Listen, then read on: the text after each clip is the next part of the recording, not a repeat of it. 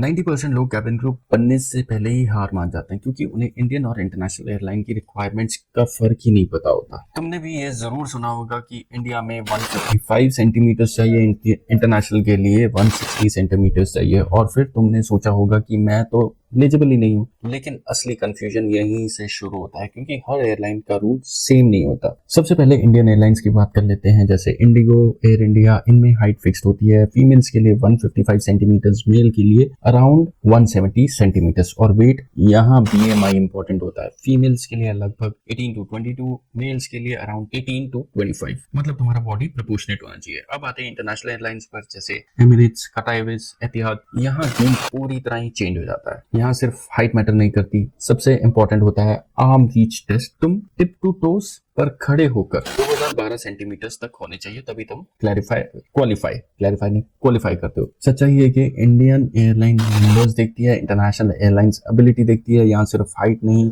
बल्कि फंक्शनैलिटी भी चेक होती है। क्या तुम इमरजेंसी इक्विपमेंट तक पहुंच सकते हो? अब तुम्हें क्या करना है, अपनी एग्जैक्ट हाइट मेजर करो, अपनी आर्म रीच चेक करो दीवार के साथ, अपना बीएमआई कैलकुलेट करो, खुद को फिजिकली फिट रखो। बस यही 4 चीजें गेम बदल देती हैं। ना समझ आए तो कमेंट में मेंशन करो, लिखो, पूछो, मैं आपको गाइड करूंगा। इंटरव्यू में क्या होता है, इंडियन एयरलाइन में तुम्हारी हाइट डायरेक्टली मेजर की जाती है। इंटरनेशनल एयरलाइन में तुम्हें वॉल के पास खड़ा किया जाता है और तुम्हें कहा जाता है रेज योर हैंड। अगर तुम मार्क टच कर लेते हो तो तुम पास, अदरवाइज गई भैंस पानी में।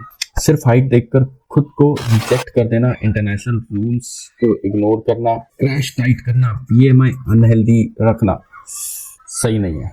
अब क्लियर स्ट्रैटेजी समझो। अगर तुम इंडियन एयरलाइन टारगेट कर रहे हो तो हाइट प्लस बीएमआई परफेक्ट रखो। अगर तुम इंटरनेशनल एयरलाइन टारगेट कर रहे हो तो फोकस शिफ्ट करो, आर्म रीच, फिटनेस दोनों को अप्रोच दो, दोनों पर अपना ध्यान दो। बहुत सारे कैंडिडेट्स रिजेक्ट नहीं होते बल्कि खुद ही ट्राई करना छोड़ देते हैं, जबकि रियलिटी ये है तुम शायद ऑलरेडी एलिजिबल हो, बस तुम्हें सही क्राइटेरिया नहीं पता। वो पता लग जाए तो सिलेक्शन हो जाएगा। अब तुम्हें क्लियर है कि कहाँ गलती हो रही है, अब बस इसे अप्लाई करो। अगर तुम नेक्स्ट स्टेप के लिए रेडी हो और प्रॉपर गाइडेंस चाहते हो तो रीच आउट कर सकते हो, या फिर इसी स्टेप के लिए भी रीच आउट कर सकते हो। मैं रेगुलरली स्टूडेंट्स को गाइड करता रहता हूँ, तो आपको भी करूंगा। लाइक करो, शेयर करो, सब्सक्राइब करो। मिलते हैं अगली वीडियो में। See you, take care, bye bye.